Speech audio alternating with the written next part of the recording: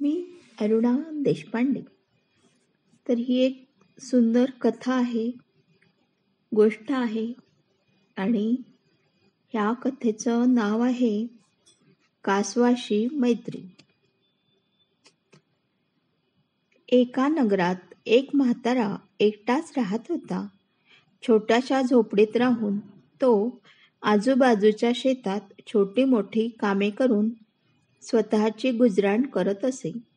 आपल्या गरजा त्याने खूपच मर्यादित ठेवल्या असल्याने त्याला फारसा खर्च येत नसे.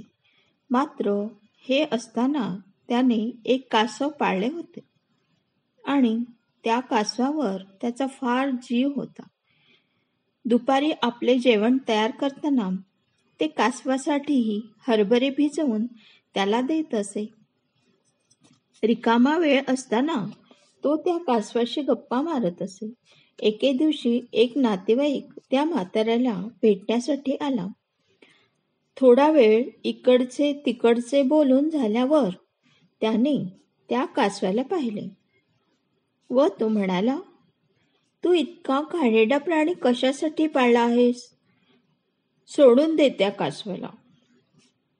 त्याच्या अशा बोलण्याने म्हाताऱ्याला खूप वाईट वाटले.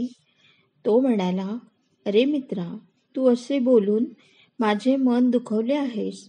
इतके वाईट तर मी कधीच त्या कासवाबद्दल माझ्या मनात किंवा स्वप्नात सुद्धा विचार आणत नाही.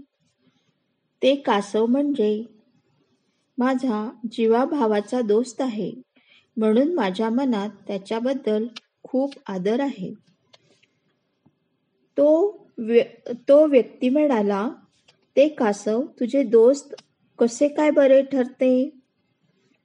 म्हातारा म्हणाला, "कासव हे मानवी मनाचे प्रतीक आहे.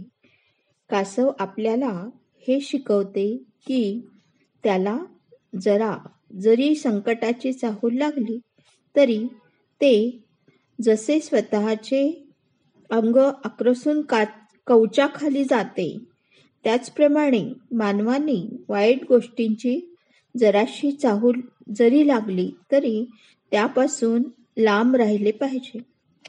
कासवाप्रमाणे आपण आपल्या मनाला वाईट गोष्टींपासून बचाव करण्याचा प्रयत्न केला तर मानवाचे त्यात भले आहे.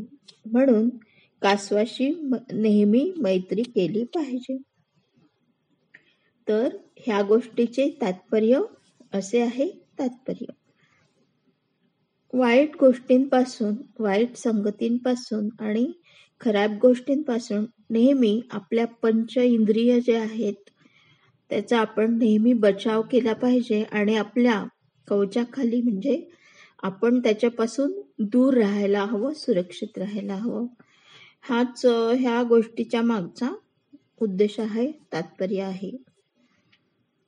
तर नेहमी महात्मा गांधींचं जे आहे की डोळ्यांनी चांगले बघावे, चांगले ऐकावे कानाने आणि मनाला आनंद वाटेल आणि छान वाटेल असेच बोलावे.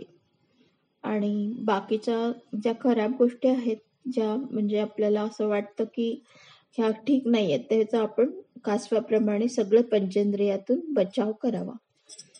तर थँक्यू आणि खूप खूप धन्यवाद.